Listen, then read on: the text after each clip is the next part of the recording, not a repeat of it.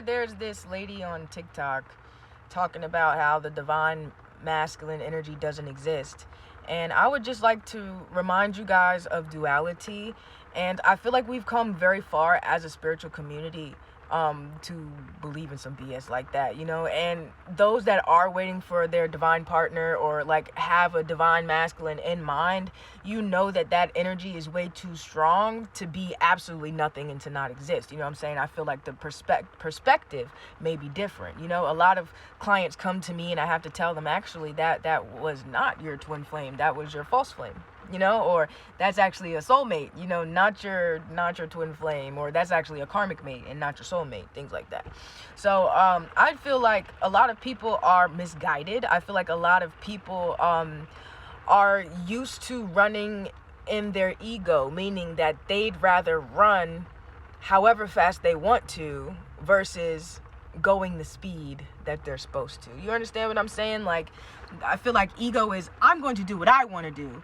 And then like going with the flow is truly like, okay, well, God, I'm going to sit here until you tell me what to do. You understand? 111 on the clock.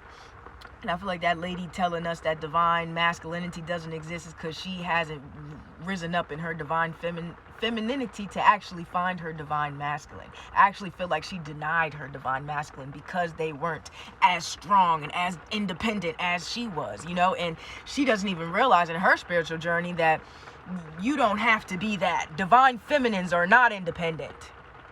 Okay? We actually like to lay back with a coconut, with a little umbrella, okay? While I got this nice person fanning me with this big ass leaf, okay, as I'm tanning under God's sun, because I am a woman and that's what I'm supposed to do. I'm supposed to be.